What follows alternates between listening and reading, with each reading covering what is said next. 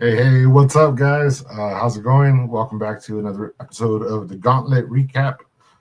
We had a cool episode tonight. We're going to recount the primetime games, and there was a lot of them. They were pretty interesting.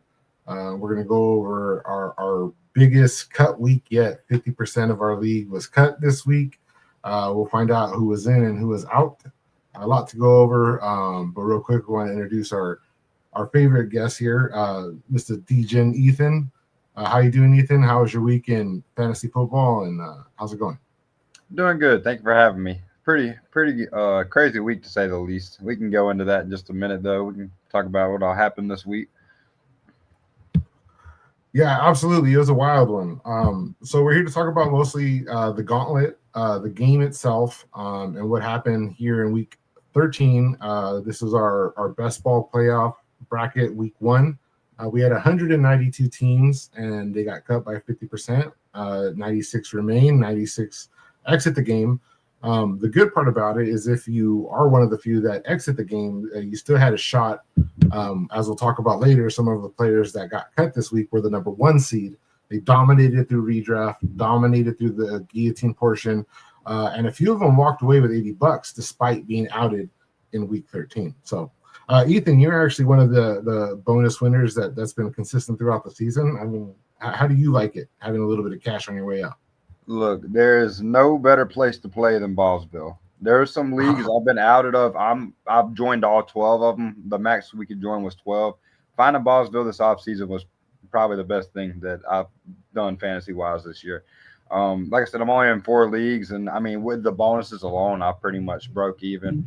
Which there comes strategy to that, and just putting in time, trying to find trading partners and everything, doing playing the game the best I can, not trying to exploit or cheat or nothing, but just playing honest and fair with everybody.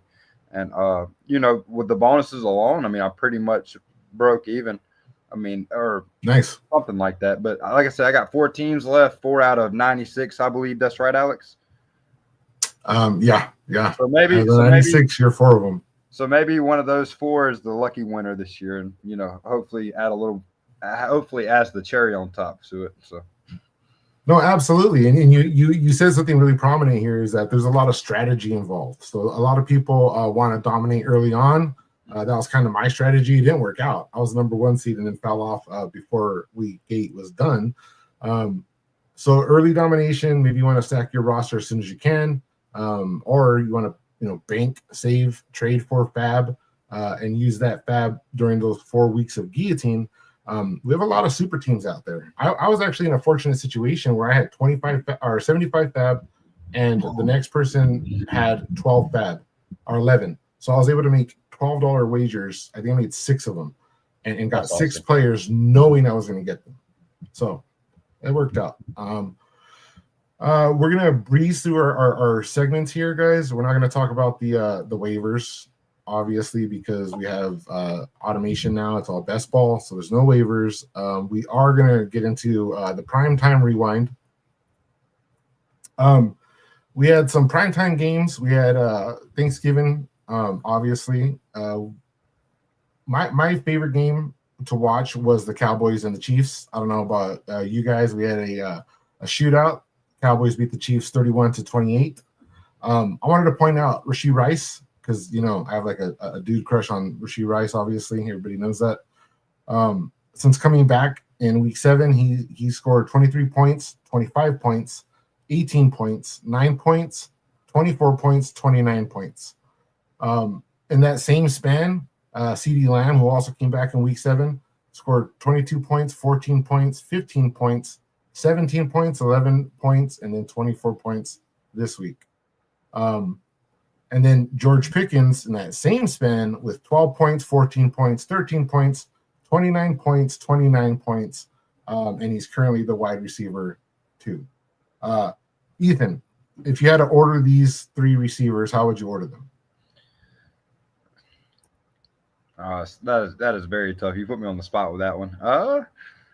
It's hard to say because I mean, Lamb is really the best, but Rice really arguably is the best because he missed all them games and he's coming back. Arguably putting up the best numbers out of anybody. And then Pickens, like you said, is wide receiver 2. So that is a hard ranking right there. But if I had to pick right now, Lamb had a bounce back. I'm gonna go with Lamb still as my number 1. Rice is number 2, and even though Pickens is doing what he's doing, I mean, you can't. To me, he's still the B option. I mean, to me, I can't put him over either of those guys, even though he's wide receiver 2, which is crazy to say. So for him, he's my wide receiver 3 right now. Lamb, Rice, Pickens. I like that. I think I would put Rice above. I would go Rice, Lamb, Pickens, and that's solely because it's hard to pick out of it. It's hard to pick out of them too. I think you're right, talent wise. I think that's how it should be ordered. I think just the opportunity to have the pass funnel leans a little bit towards Rice, although that target share is concentrated over there in Dallas. So overall, I mean, I thought it was a great game. It was the one game that I was able to catch most of. I did a lot of road traveling. Were you able to watch all these games on Thursday? Well, the first game I was actually at my grandmother's, and they were watching the Macy's Day Parade, and I don't even know where the remote was, so I didn't really get to see none of the Packers-Lions game. But Amon-Ra got hurt. That wouldn't have been my favorite game. And then Lamar Jackson, I don't really know what was going on with the Baltimore Ravens, but that definitely wouldn't have been my favorite game either. But I got back home that afternoon, got to watch some of the Cowboys and Chiefs. It was back and forth, high scoring, offenses were booming. You can't really say that was my favorite game that day easily, pretty much. I agree. We did have the Bengals beat the Ravens. I have 32-14. Wasn't it 32-24? Anybody in the audience know? 14. They got whooped. 32-14. It was 14. Oh yes. My God. Derrick Henry scored 17.4 fantasy points. Derrick Henry was a guy that people were trading for earlier in the season. So he's a guy that's coming to, it's the winter now. So of course he's going to start, dominating. He always does. Jamar Chase, 18 fantasy points. Chase Brown, 18.3. Joe Burrow gave you 23 fantasy points. Lamar Jackson with his Whomper, 6.54 fantasy points. And the reason we don't have kickers was McPherson ended the day with 24 fantasy points. Do you have any of these players on your rosters, Ethan? Let me think. I do have one guy whose name is Lamar Jackson. I actually in our brass ball leagues, I want to say him and Amon-Ra is the reason why I'm eliminated. Thanks to him and Amon-Ra leaving the game early, and Lamar. I mean, once them two set the Thanksgiving tone, I mean, I was already out. But quick shout out to our audience here. We have Chris. Chris, what's up? We got Miss Francis, Zubikis, Ethan. Hey, you're there too, and Mr. Tennessee Nick. Hey, everybody. We got a few more watching. Don't forget to hit the like button. Let's browse through the next ones. We have the Packers beat the Lions 31-24. Dontavian Wicks with 100 yards and 2 touchdowns, 28 fantasy points. Jameson after the Amon-Ra injury, 26.9 fantasy points. Christian Watson, 19.3 fantasy points. Jared Goff had 24. Jordan Love had 33.7. A lot of Jordan Love rosters making it through to the next round. Jacobs with 10, Montgomery with 12, and Gibbs with 11. So Montgomery had 12.8 on 10 touches, including, not including a pass that I saw on the stat line. So I didn't see that play, but apparently he threw a pass. And then Jahmyr Gibbs, 11 fantasy points on 24. Are you happy with that? 24 touches for 11 fantasy points from Jahmyr Gibbs? No. After he just hung 55 fantasy points on the Giants, absolutely not. But we'll say that young man Gibbs has a Dallas defense this week. He should get back to feasting. So I mean, the duds do happen in fantasy, but I there's no reason why he should have 11 fantasy points ever. And the reason why I'm giving you guys the fantasy points is because these are like players that we're gonna see that did or did not break into some of the championship rosters. Going on down the line, we had a Friday night game where the Bears beat the Eagles 24-15. And so far, guys, we're talking about the Bears over the Eagles. We're talking about the Packers over the Lions. I don't know if that one counts, but I think the Cowboys and the Bengals could be underdogs. And this is in a week where we saw Carolina take out the Rams. A lot of underdogs won. And when we get into the gauntlet sheet, you're going to see a lot of underdogs won because we have a lot of 8 seeds that beat the 1 seeds. We have 12 of them. As announced in the leagues, and these 8 seeds that beat the 1 seeds, they get a bonus, a $20 bonus just for that win alone, and we call it the Kingslayer bonus, the David and Goliath bonus type thing, right? Ethan, did you get any of those bonuses, those $20 ones? If I was a 1 seed, I probably wasn't beating nobody by 50, and I don't think I was. I don't think I was an 8 seed at all, so probably not none this week, but. I've accumulated a lot throughout the season, so yeah. Nobody. There was no lunch money bonuses, and that was if you're the 1 seed and you beat the 8 seed by 50 points. You're dominating. We called that the lunch money bonus, and that was a conditional thing because one or the other had to happen, right? So we had 12 bonuses out of a possible 24, and we had a shared budget for the championship pot, and it was on top of the $400 that's assigned for the champion for the week 17 winner. And the conditional, I don't remember what the conditional bonus money was, but I think it could house 16 out of 24 of the bonuses.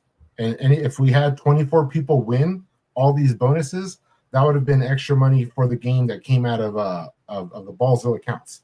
So we had 12. That leaves 4 times 20, so $80 goes into the championship bonus, which means after week 17, the winner of all the gods is going to win an additional $480. So that's what the championship pot landed at, plus what you wager and the money that you stack to get there. So we've already seen like over, I think, $2,500 worth of people winning. And after this week, whoever makes it through is going to get the first $50 payout. And then that starts stacking with each win. So we're in the thick of it. I mean, you have 4 teams. I think I have 2. And we have a lot of players that are familiar with us, the Todd Barbers of the world, the Sorry for Cousins and stuff that are in it and also getting eliminated. So it's real fun to watch, guys. Ethan, you have anything to stack on top of that, with the payouts and the playoff bracket playing out in front of us?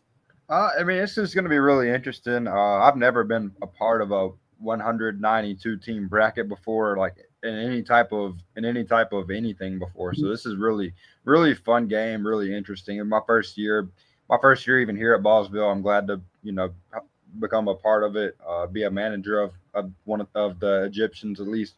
It's like I said, it's nothing like this, and I've got some eliminations in some leagues, but these bonuses are stacking out. Like Alex said, a lot of these players are piling bonuses over 2,500. I believe you said is being paid out in bonuses already, which is a ton.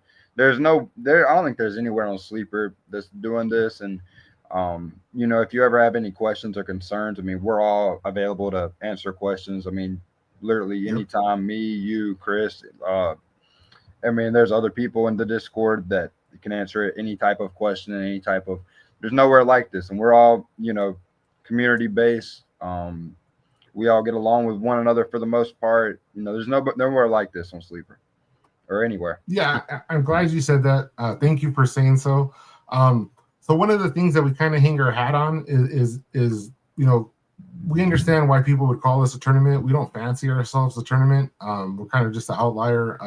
I've been in tournaments where you see spreadsheets, they're there, but nobody else gives you the opportunity to go and look at the other league and see who beat you and check out your competition, or offers live scoring the way that we do. We're on a podcast now, and a podcast is meant to deliver the information to you guys. We like to have fun and chat. We don't want to be too quick. We don't want to be too long. We want you guys to come in here and be able to BS and contribute to the show. But you're in both leagues. The gods came together, the dark realm and the light realm. There's 3 legions: the Egyptians, the Greeks, and the Romans. Each legion has 4 gods. They're released in waves. So if you're in like Horus, you're in the Egyptians wave number 3. and there's 12 gods total. So all these brackets that we're about to show you, they're playing out for a single god. There's going to be 12 of them. After week 16, there's going to be god winners that are going to win multiple hundreds of dollars. And then in week 17, you're going to have the option of hoarding your money and hoping that you win the championship, or you can throw it into a wager pot and wager against other god champions, up to 12 people. The less people, the better the odds. But that could be a big payout. The Ballsville game is all about the combination of the leagues, a nerfed league payout. But like when we get to the redraft payouts, everybody there take money. For winning your league, you take money. And we're all about winners. That's why we stack all these bonuses. Maybe you exit next week, but maybe you want something on the way out. So, and the deeper you get, the more money you're going to win. We have 2 more games. We'll kind of breeze through them real quick. Broncos beat the Commanders 27-26 in overtime. I was asleep for this. Ethan, did you watch this game? I definitely did watch some of it, but like you, I fell asleep too. I thought the game was about to end.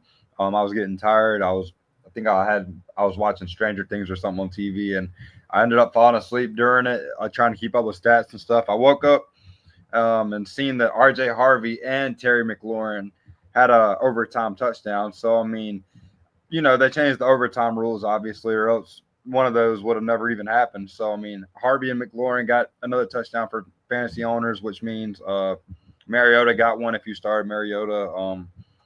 Yep.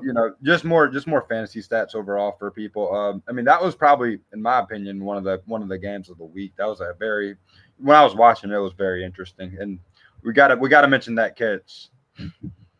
Yeah, the Treylon Burks catch. We actually have a poll in Discord that's going to complete at 6 p.m. my time, so that's about 13 minutes from now.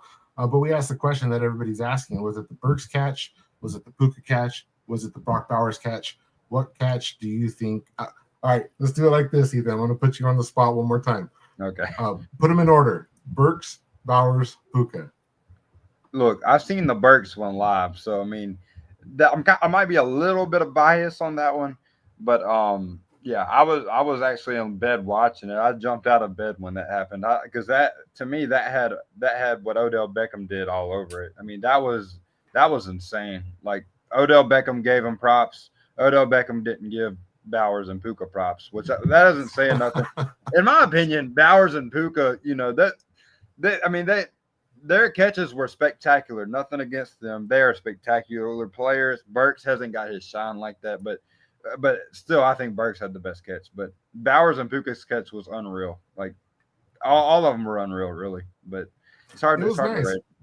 But give me Burks. I also saw, I think it was an Alec Pierce grab where this dude elevated. He went up like a 9-foot grab. I was watching the game. Yep, I did definitely seen that too. Yeah, and then we saw a wonderful Kyle Williams, rookie from the Patriots. We saw his reception, and that was remarkable. If you watch his footwork there, it's like that was impressive too.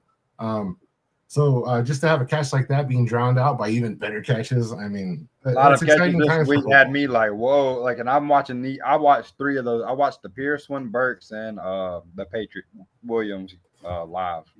Insane. And so, I fell asleep, guys. I'm an early riser. I am West Coast, but I wake up at 3 a.m. So I did fall asleep for that one. But when I went to bed, I had 12 points in my flex spot for a league I wanted to win for the Gauntlet, and my opponent had Bo Nix, who had just elevated his roster 2 points above mine, and all I had left was R.J. Harvey. So waking up to R.J. Harvey and his points, I had it in front of me a minute ago, but oh, there it is, 21.2 points for R.J. Harvey.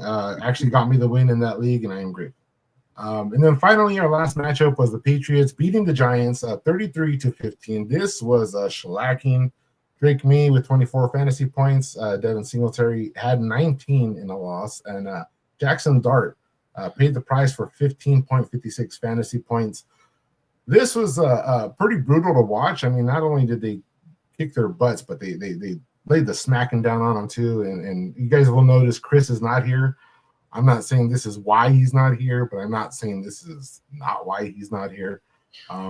We wish you a speedy recovery. And Ethan, did you watch any of this game? What do you think about Oh this one? yeah, I definitely did. And there were some.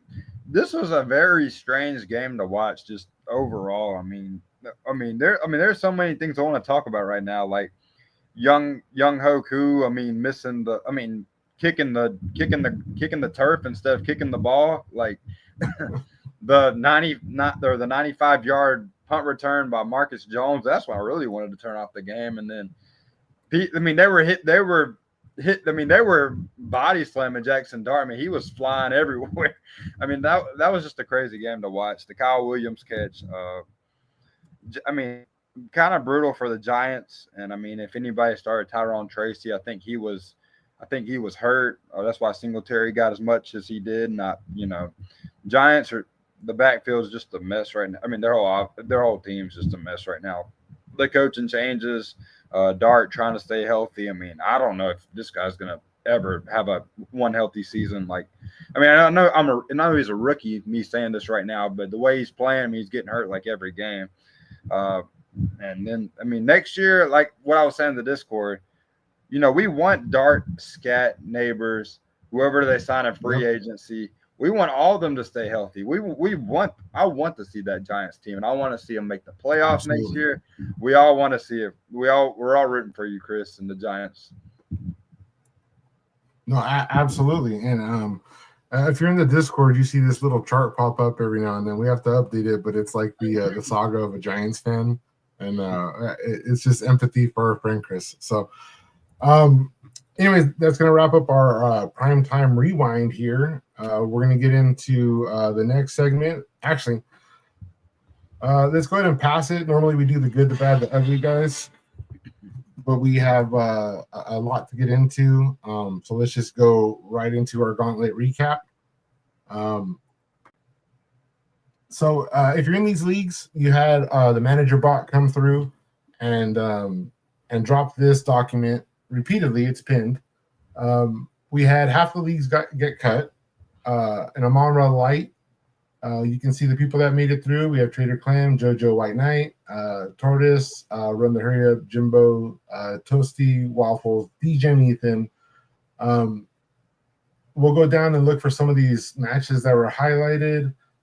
We can look here. We have an example of JoJo, who actually won 4 of the 12 bonuses. You can see the little icon there. That indicates that he was the 8th seed for the light realm. Right here. He finished the redraft portion at the bottom of this group of 8 and became the 8th seed going into the bracket. So he comes down here as the 8th seed. Now on the inverted side, unfortunately, that's our friend Ethan. Ethan starts the bracket from the bottom, going up. The 1 seed faces the 8 seed and lost. So that 8 seed gets that bonus payout. $20 will be assigned to JoJo, which is actually 80 because he won 4 of these. There's another, I think Grizz is the other one that won multiple. I think he won 2. Not too many in the Egyptians, but we did see a lot going into the Greeks and going into the Romans. There's Todd Barber with one of them. And if you look over here on the left, this is the bonuses that ended the guillotine portion. This is that's a $50 payout right there for Ethan for finishing with the most points on the season out of the 8 players that survived the guillotine portion. So that's Ethan winning 50 there. Todd Barber winning 20 there. Todd Barber again with the $20 bonus. Chris, sorry for cussing, won 50 out of Apollo. So this is to give you an idea, guys, of how the payouts start to stack up. By now, there's a chance you won the $30 redraft bonus, the $50 guillotine bonus, and the $20 Kingslayer bonus. And then you start stacking up. You're already at $100 there. So a couple matches to highlight. We had P. Groat over here, the number 1 seed, winning our friend Chris, sorry for cussing, by looks like 0.12, something like that. 0.2, yeah. But yeah, this document is free for you guys to go look at. It's pinned in every league. We're gonna keep getting into it. We'll do a little bit of simplifying, but you can see after this week, we start getting into the payouts. Once you get to this spot out of P-Groat and run the hurry up, the winner is going to receive $50. And then the following week, the winner of that matchup will receive 75. That stacks. And then 128 after week 15. And then we get into the championship where all 12 of the gods are going to face off. And if you're in these leagues and you're going up against your opponent, they're going to be in the opposite realm, unless you have certain times where your opponent's going to be in your league, but you have a gateway overall to just watch where your competition is going to be at. So it's one of the things we provide to you in the end after we do the 12 gods where they face off. Whoever wins that, their league is going to open up. And because there's so much traffic and people coming in and out, we do offer you, if you want to tag me in your league, I'll come in and remove you from the league so you don't have to go through all the notifications. Because, I mean, let's be real, Ethan, it's a lot of notifications, right? Yes, it very well can be. But we're here for it, guys. We'd rather give you too much information than not enough information. There's a lot of stuff that goes into these leagues, not just like what you need to know now, but what you need to know coming up. Because at the end of week 14, the Ballsville game in general, we have 40 leagues to determine the league winners for our way too early best ball, which starts in February. We have to do 40 of those. We have 96 of the big game best ball, and we have to get them prepared for their end of season after week 15. Plus, we have playoff preparation for 32 dynasty leagues and 20 redraft leagues. And that's as Gauntlet starts to thin out and the player pools start to thin out, that game starts to close up, and then we ramp up these other games and stuff like that. So a lot to do. And thank you to Ethan for stepping up and helping to manage these leagues, because it's a lot of work, man. I mean, let's be real, right? It very well can be. Yeah, I mean, I enjoy it though. I mean, it's nice. I mean, it's cool seeing the teams that win and the teams that get all these bonuses and stuff, and just filling out the brackets and stuff, and seeing how many teams score plus more than 200 points. I mean, it's cool to look at. And unfortunately, some teams scored 200 this week. I mean, I had a team that scored 189 and I still lost. So I mean, it's pretty cool. Yeah. There was at least 2 teams that scored over 200 and took the L this week. So it's a lot of heartache. That's rough. If you're on the document, I kind of supersized some of these more interesting matchups. We had a league, or 2 leagues, obviously one of the gods, where the winner was determined by like 1.4 or 0.14. And then in the same league, somebody was beat by 0.02. So that's a tough one right there. So one of the other things we wanted to cover, again, if you go to the Ballsville game website, you can come over here. You can check out the scoreboards, guys. There's so much to offer here. There's tools. There's windows into all 5 of our games. Like we said, the 2 best ball, the redraft, the dynasty, which is looking to expand. To start the year, we're going to do orphans and then expand. So stay tuned for that. It'll be updated on the website. And the website in general is going to get a big overhaul. That's on the horizon. So good times. But for the Gauntlet game, you can see we sorted here. We can actually choose to sort by weekly. We can get to week 13 and select it. And then right here is going to give us a little insight. So this is actually needs to be updated again. This is last night, but you can see 201 for Grizz Tony. So information is going to be updated, but go to the website, check out the scoreboards. Links to the games are here. Lots of cool tools. I use this all the time. I don't know about you, Ethan. Do you ever come on to this site? I've definitely from the first time you've ever asked me that, and like right now on this day, I've definitely got on. Like, I mean, I probably check it several times a week. I mean, maybe even every day. I mean, it's definitely cool to look at and see, especially when you're trying to gauge where you stand in the bonuses and all types of stuff, and just seeing where you compare against everybody that plays these games and in all these different leagues. All you gotta do is go to the website, uh, click what type of game you're playing, whether it be the big game or gauntlet or dynasty, whatever you're trying to look at, and see how strong you are compared to everybody else throughout this point of the year, which it's a year sample now. So I mean, you can look at anything. No, absolutely. And there's a lot of things that I do as well. Like I'll go if I see that a player's out, I'll go and look there on the website, because it gives you like this nice visual of what leagues you have this player, and then you just go to the Sleeper app and go and swap them out. And I know you can do it on Sleeper where you can bring down your menu and it shows all your leagues. But like for me, I have 200 and I think it's 244 leagues that drop down. So Yeah, it's easier to go I to have the a website. ton. I Yeah, have a it's easier to bunch. go search manually. Yes, I like Um, that. one last thing, guys, that I want to show you. This link was dropped. This is our Discord link, and it's I say it all the time. We're not out to like blow up and be like the biggest thing in the world. What we like is to be here for the community. We're very niche, and the people that want to participate and want to come and hang out, you're going to come to the page. We give you experience on the way in, because you can only see like 3 of these channels as a newcomer.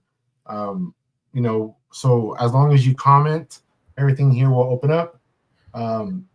If you get the chat, you get rules for the games.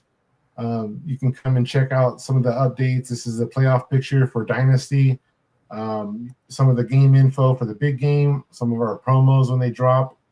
Same for the redraft, the Gauntlet game. We talk a little bit about the Monday Night Miracles. This is more prevalent in season.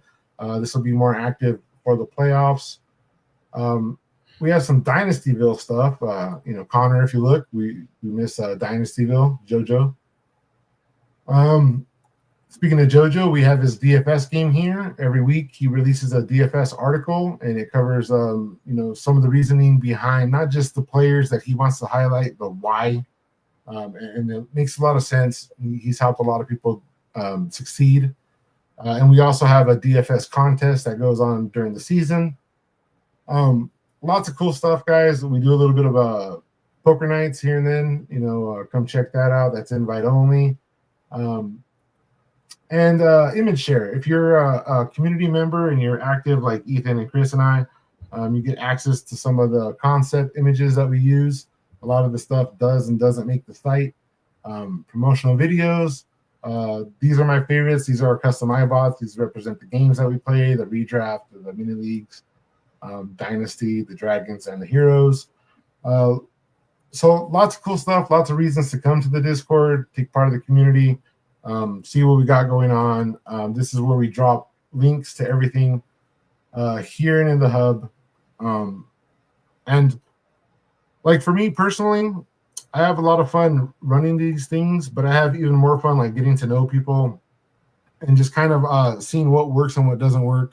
We listen to your guys' criticism. We get a lot of feedback, and we don't shy away from it. We think it makes us better here. I know we have a lot of changes coming up for the Gauntlet game. We have the brass balls that we're playing. Ethan, you're part of that too, the Managers League. Luckily, before you were a manager, you got in there because you were what I nicknamed a whale, because you were in every one of the Gauntlet leagues. Yes, that's correct. Shout out to you, Todd Barber, Cheeky Hobson, Chiefs Life, and sorry for cussing. Chris. Yeah. So what do you think about the brass balls and some of that pirate element that we have that we might introduce here?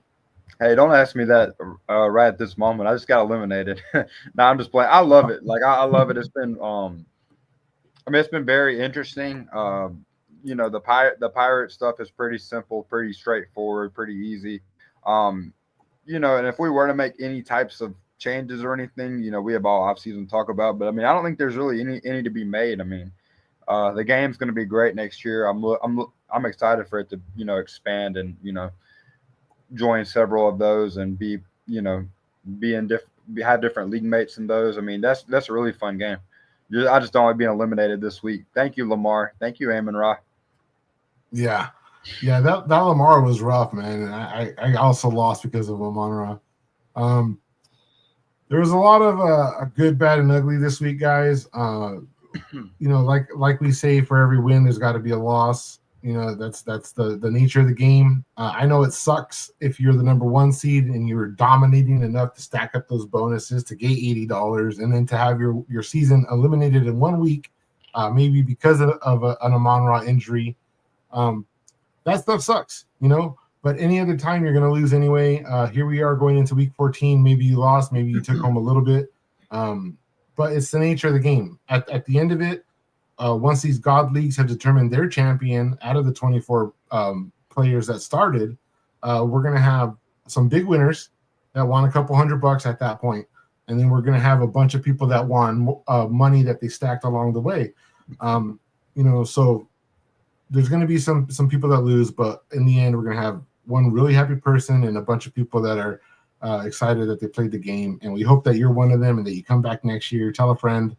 We're going to do some fine-tuning, revamping, right? Clean up some rules, simplify some things, and listen to your suggestions. So like Ethan said, if you have any questions, just contact us, Westlex on Sleeper, DJ and Ethan. A lot of fun tonight. Tomorrow we're going to do a freebie. Join us for the soundboard. Chris will be there. I'll be there. And we're going to have, I think Tanner's going to be on. Ethan, you have anything for us before we get out of here? Oh, nothing really. Just looking for this next week of football. Non-traditional. In the redraft leagues, I don't know if I'm allowed to talk about that, but redraft leagues, we are going to have playoffs next week. And then probably most traditional leagues, there's playoffs next week. So, we're getting down to the nitty gritty. I remember when we were drafting like it was yesterday. So time flies. Enjoy your time while you're here. And we're going to get drafting as soon as the playoffs end, I believe, right? Or not, or the real playoffs, not Super the Bowl. fantasy playoffs. Super Bowl, yeah. We start drafting they're called the mini leagues, the way too early best ball. Before the NFL draft, and they keep us busy. Their budget, they're $4 entries, but don't laugh at it because the last year, our 2 big winners won $690 and $190 off a $4 entry. So in other words, the fun never ends, and the playoffs start this week. So hopefully, if you're watching or even if you're not watching, hopefully we got some big winners here in Ballsville and everywhere else. So that's all I got to say. No. Absolutely. We have a lot of fun ahead. Stay tuned for the, like I said, the soundboard, which is more of a social interaction for us to vibe with and talk some NFL football. But the Ballsville update is where we're going to get into the thick of it and start covering the other leagues and playoff pictures and winners and payouts and orchestrate all that stuff. So we invite you guys to just kind of hang out, come join the Discord, follow those links, check out the Sleeper Hub. Go to the YouTube for the show. We have promos all over TikTok. We have the website. Kind of anywhere you look, just search for us by name. Big surprise, guys. Nobody took the Ballsville game.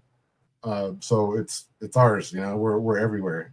There is a town somewhere in the Middle East, the Mid-East of America. But other than that, guys, it's been fun again. Lots of information out there. And next week, we're going to see another 50% cut. So hopefully that's not you guys.